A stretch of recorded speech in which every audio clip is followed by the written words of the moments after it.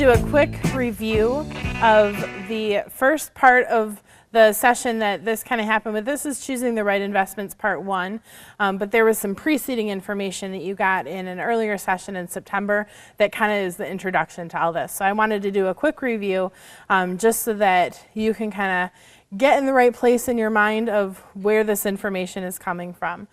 So during session 2 back in September, you guys talked a little bit about investments and things like that and the purpose of them and all that good stuff. So some major points that came out of that were to choose investments that will provide growth and income to meet your goals.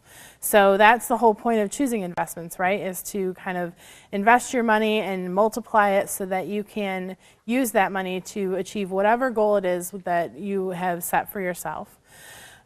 It's important, too, to understand yourself as an investor.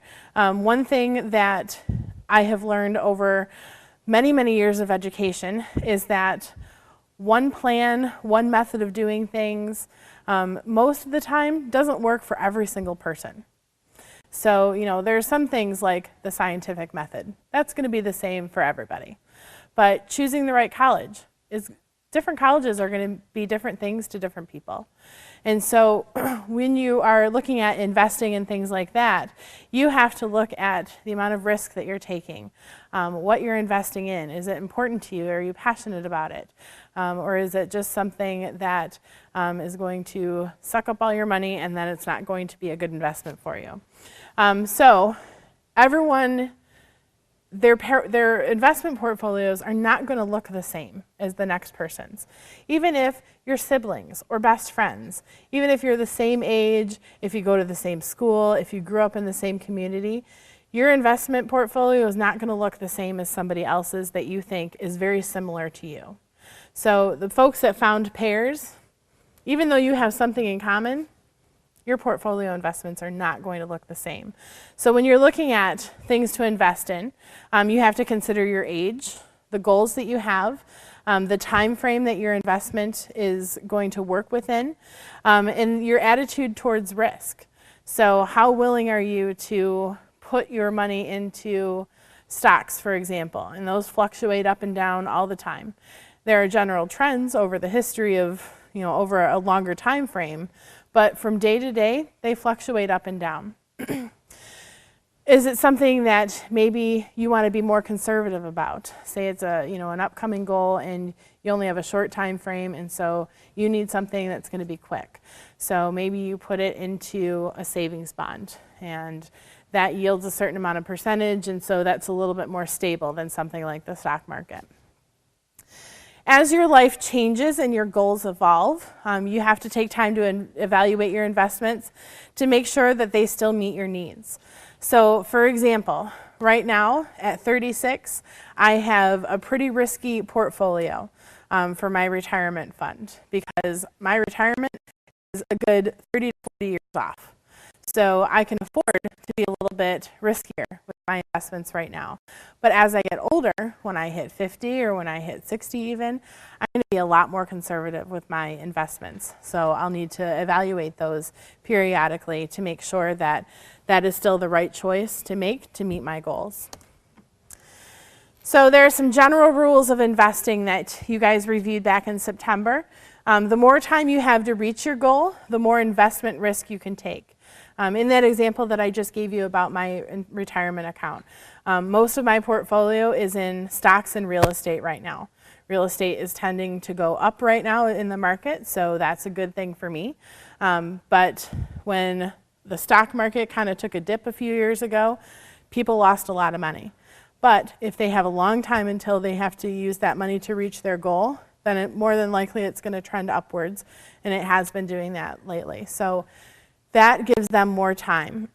If you, for example, if one of your goals is to go to college, you want something that's going to yield you a high amount of money, but it's going to be a little bit more conservative in terms of risk, because your goal of going to college is a lot closer than my goal of retiring one day. As you age, your investments should become less risky in order to lessen any time needed for market recovery. So, for example, folks that put their stocks in, or their money in stocks at the age of 60 and they want to retire at 65, they don't have a whole lot of time for the market to recover. If it takes a plunge and they lose a lot of money, they don't have a whole lot of time to recover that money. So they should be moving things more into conservative areas. Choose investments in a certain way. So choose investments that are easy to evaluate because there's lots of information available. You don't want to invest in something that you don't know a lot about, you don't understand, that it's just, maybe you're walking down the street and somebody says, hey, I'm going to build a shopping mall. Do you want to invest? But we're not going to tell you where it is. We're not going to tell you what kind of stores are going to be there. And we're not going to tell you kind of like how long it's going to be there, maybe.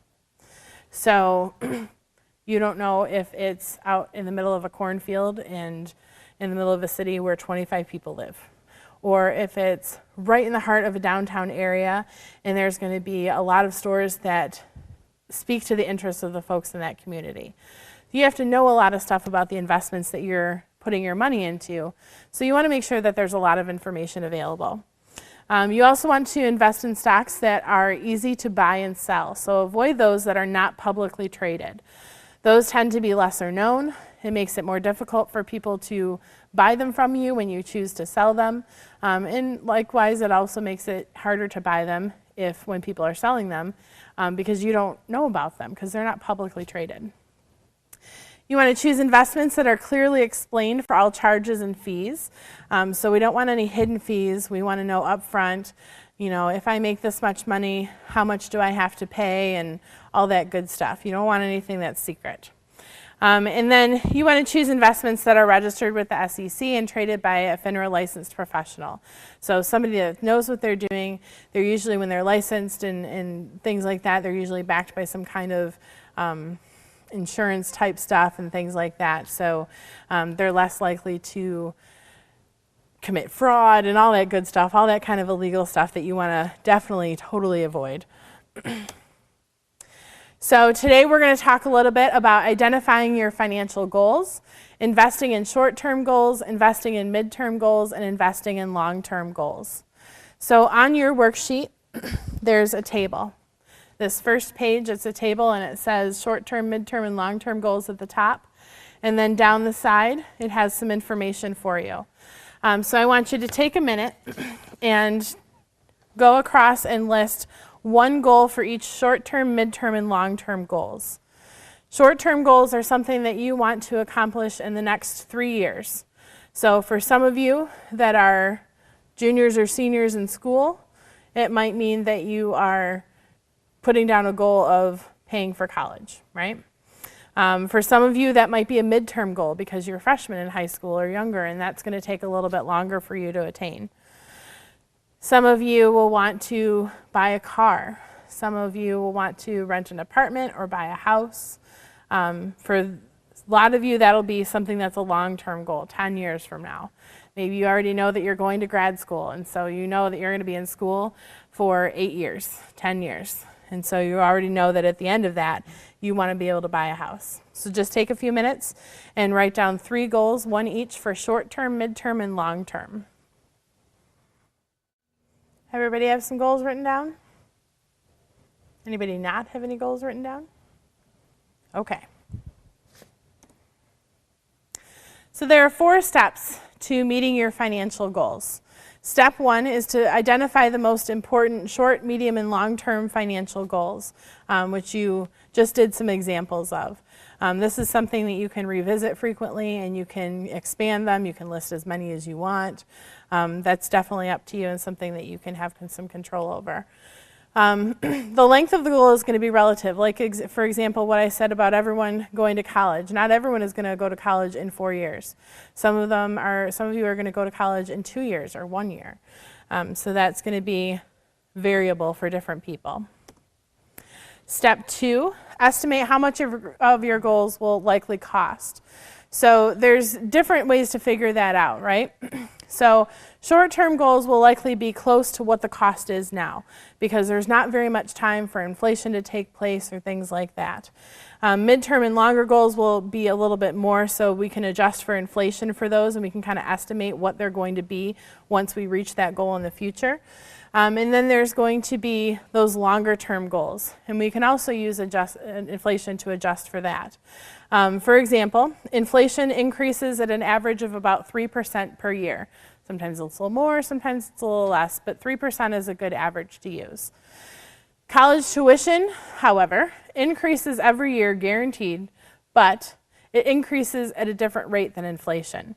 And sometimes that rate is difficult to know because a lot of factors are involved in that.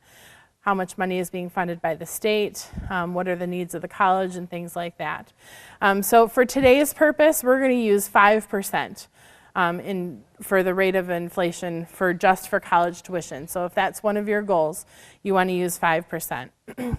So on your short-term goals, mid-term goals, and long-term goals, the second box is for cost. So you're going to write in estimates of what you think those things are going to cost. So for short-term goals, somebody give me what their short-term goal is. Go ahead. College. All right, so in the state of Michigan, I'm going to switch screens here for 1 second.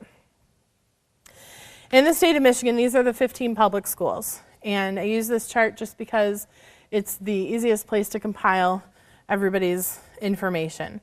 So this is, the last column that you see is all-in cost. So college is going to take 4 years. So say this is the all-in cost is what you're going to pay in year 1, okay?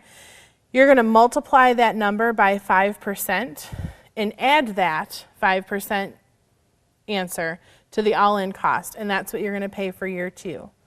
Multiply year 2 by 5%, add that into the 2-year cost, and that's going to be what you're going to pay for year 3. So you're trying to figure out 4 years of college. Do you have a question? Yeah, I think for the math, you should multiply by 105% so that you're keeping the same amount plus 5. Otherwise, you'd only be adding a small portion each year. Well, that's true. That's how it goes. So the tuition, you're going to, like, say it costs $10,000 to go to a college, right? And you multiply that by 5%. So $10,000 times 0.05, and it'll give you an amount. You add that amount to the $10,000, and that's year 2. Oh, okay. Yeah, I see. Got it? Okay. All right. What's another short-term goal? Mm-hmm. Buying a Kindle. So Kindle Fires are like, what, $150, $200 these days? Anybody know how much they cost? Is it about $150? About $200, okay. So $200, it's probably going to be around that within the next year, right? So you want to earn $200 within the next year to buy a Kindle. Any other examples? All right, so write down quickly what your cost is for that short-term goal. Any midterm goals? Examples of those? Yeah. Get a car and an RV. That is a great goal. You're going to travel across the country and Canada. So I have no idea how much RVs cost, although I know that they are extremely expensive. Do you have any idea how much they cost? I love that you already know that. That is fantastic. So let's say you're going to get a really awesome RV, and it's going to have like the flat screen plasma and like the leather couch and like all the amenities and stuff like that, and we'll say $200,000, okay? So if you're going to buy that in the next 5 years, for example, let's make it a little bit longer. Let's say the next 8 years, because we want you to be out of college first. So you're going to buy a $200,000 RV in 8 years. So you need to account for inflation for that, right? So you need to make sure that you are multiplying that number to project what it's going to cost in that 8 years. And so inflation averages about 3% a year. What are some other midterm goals? Yeah. Sure. Yeah. It fluctuates. Sometimes it's 3, sometimes it's 2, sometimes it's 6, sometimes it's 14. Like, it depends on the school, and it depends on the school. Because schools get different funding from different places. And so, for example, like when the economy crashed a few years ago, it was difficult for schools because Michigan also cut back the amount that they were being offered. And so they had to find other ways to make that up. So some schools raised their tuition quite a lot. Schools that were, Oakland for example, has not raised it too much over the past few years. You know, each year they go through and it's usually ends up to being like, I think the highest was like $10 a credit hour, which was like, you know, maybe 3% or something like that. It wasn't very much. And the reason that was like that for Oakland but not for other schools in the same year was because each school manages its money differently. So our board of trustees, I don't know how they do it, but they're very smart and very insightful, and they manage our money well. And so,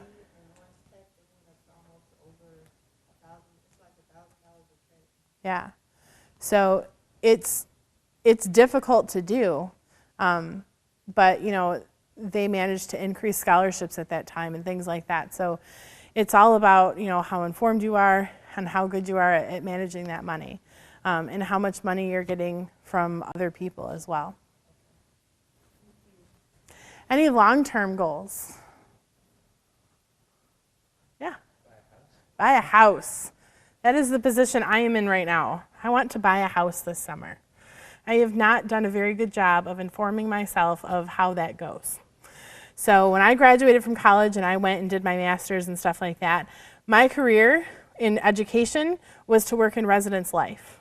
And as a benefit to working in residence life on a college campus, you live there. They give you an apartment on campus. And usually they give you a meal plan to go with that. So after that, I live in a condo that's paid for. So I've never had to rent an apartment or buy a house or anything. So I have no idea what a mortgage, like how to get a mortgage, how I have to qualify for a mortgage. I mean, I have some idea, but like I don't know the ins and outs of a lot of it. So I have to do a lot of educating myself right now. And I am near positive that I don't have enough money saved up. I would love to be able to just buy a house outright, but I don't have that kind of money set aside. So in order to do that, I started contributing toward a fund, investments, that have raised some money that I am able to use for investing in that house in the future. So I have like $10,000 set aside that I can use for a down payment. But now I'm torn. But if I don't put a down payment, I could use that $10,000 for appliances or for home repairs if I need to. I looked at a house the other day. The kitchen is a disaster, but it's a cute little house. But I'd have to redo the kitchen. Well, that's going to cost a lot of money. So you want to think well ahead of time. I want to buy a house this summer. I can't have started a year ago to save money for a house. I had to start a long time ago. So as far in the future as you can identify that you need something, that'll be great. So if you want to buy a house, right, then there are some banks where you get a mortgage that they require you put 10% down as a down payment on that house. So houses right now, the market was pretty low for a while. It's going up. So if you're looking at a 3-bedroom house in a decent neighborhood, maybe it's close to your work or something like that, then you're looking at anywhere from probably $75,000 to $150,000. Lower end is going to be the houses that probably need something done to it, some work done to it. Higher houses are going to be something where it's turnkey, where it's ready for you to just move in, which is really nice, but not so much fun. So if you choose something in that range, and you have to put down 10%. If you buy a house that's going to be $150,000, and remember this is 10 years out, 11 years out, 15 years out, so it's going to be higher. The market's going to be higher more than likely at that time. So what would be $150,000 right now might be $300,000, $250,000, $200,000 then. And 10% of that is going to be $20,000 cash that you have to put as a down payment on that house. So you need to find something that it's going to be slightly risky but slightly stable as well, to make sure that you have that money to put down on that house. And that way you're going to be able to get a lower mortgage payment every month. So maybe you can still afford to do regular home maintenance and things like that at the same time that maybe you take your family on vacation. Otherwise, that family vacation is going to have to be cut from the budget, and all of your money is going to go toward home repair and regular maintenance and things like that. So you have to make sure that you are adjusting for those things when you're looking how far out an investment goes. It's not paying attention.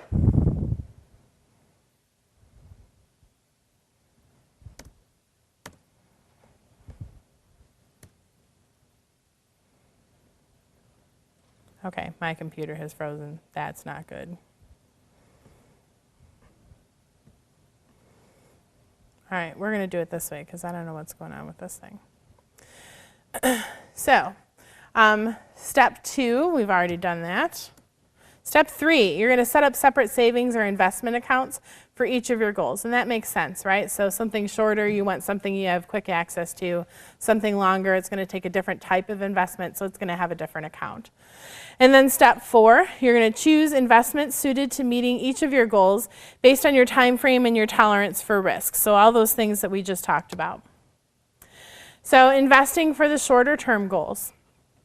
Because you plan to spend the money that you set aside for short-term goals relatively quickly, you're going to want to focus on them being conservative or safe so that you can quickly liquidate them and get that cash when you need it in order to reach that goal and purchase that product or whatever it is that you're trying to reach. Some examples of those safe things are insured bank or credit union accounts. Those typically will have interest rates that gain money quickly. Sometimes short-term CDs, the shortest term you can get is usually a 6-month. Sometimes they have 1-month CDs. Treasury bills, also called T-bills, and money market accounts. Liquid investments are those that you can sell easily and get that cash so that you can use that to pay for that goal. Investing for midterm goals, you're going to need to kind of get a balance of risk and conservative investments, right? So a good balance option typically for midterm to long-term goals are 60% in stocks and 40% in bonds, depending on how many years you have until your goal becomes a reality. So remember in the beginning we talked about retirement. So when a person is getting near retirement, this balance that you see up here, the 60-40, is going to change to maybe like 80-20, 90-10, where everything they have, most of what they have is in something that is conservative, and so there's not a lot of risk associated with that. So I'm going to give you just a quick example of balancing your midterm portfolio. So you can do something like a mix of high quality fixed income investments with modest growth investments, right? So you're going to make sure that you are looking at something that's slightly risky, but a little bit conservative as well. A midterm government bond fund is a good idea for that. A high yield CD. So something 6 months, a year, 5 years, et cetera, that will yield a high rate of interest. Diversified large company stock fund. Remember those that are traded publicly are definitely a benefit for you. And you want to, ahead of time, establish what gains and losses you're willing to endure and at what point you want to buy or sell a stock. So for example, if you own something and it decreases in value by 15%, and that's, you said if it decreases by 10, I'm selling it. Well, when it gets to 10%, you sell because that's the agreement that you made with yourself, right? On the other hand, you want to sell high. So if something increases 20%, you don't want to, and that's the agreement that you made with yourself that you're going to sell at 20. You don't want to wait out a little longer to see if it's going to go up to 25 because that's not the agreement you made with yourself. You want to make those kinds of decisions beforehand so that you're not making them in the heat of the moment. It's kind of the same thing with gambling. You want to make your decisions ahead of time because you don't want to risk losing all that money if something goes the way you don't want it to go. And as your goal approaches, you can reinvest those things and kind of change the balance of that stock and conservative options as you get closer to meeting your goal. And investing in long-term goals. The more time you have to reach a financial goal, the more risk you can afford to take. So retirement is quite a ways off for me, so I can be really risky with that and invest a lot of my money into the stocks. But the older I get and the closer that I get, the more conservative I want to become. So some good kind of risky things that you can invest in are individual stocks, stock mutual funds, and then stock exchange traded funds, those publicly traded funds.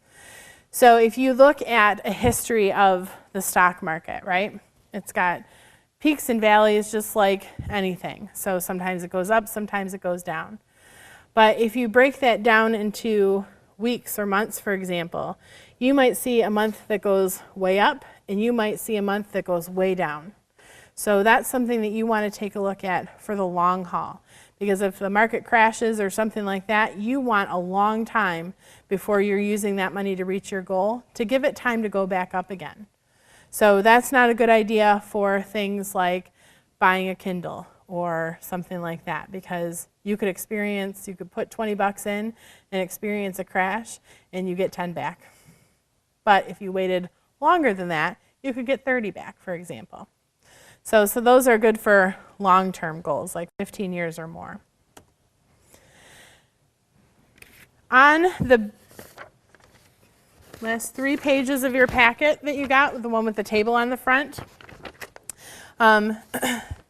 this was a lot of information for you guys to take notes on for today's session in such a short amount of time, so I printed that out for you. These are information about different kinds of accounts that you might be interested in for investing your money. There's a section that talks about tax-deferred and tax-free accounts, tax-deferred annuities. There's a list of some different choices within those tax-deferred annuities that you can review, just so that you can determine kind of what is best for you, your goal, and remember that what's best for you is not necessarily what's going to be best for somebody else. Any questions that I can answer before you guys get ready to go on your tour? I know it's a lot of information to take in.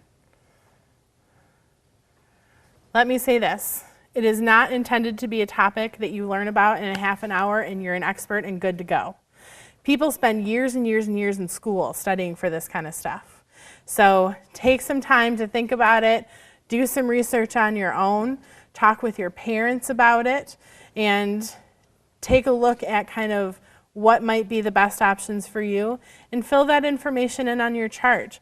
On your table, you can look at what kind of account or what kind of investment you need to make or would want to make. And you can even do that kind of virtually, pick a stock that you would buy and watch its trend over the next year or so and see what would have happened to your money, so that you can get a kind of a feel of what that would look like. Go on to banking websites and look at, if you have a bank or a credit union, ask them about their rate of interest on CDs and things like that. So those will be some good activities for you.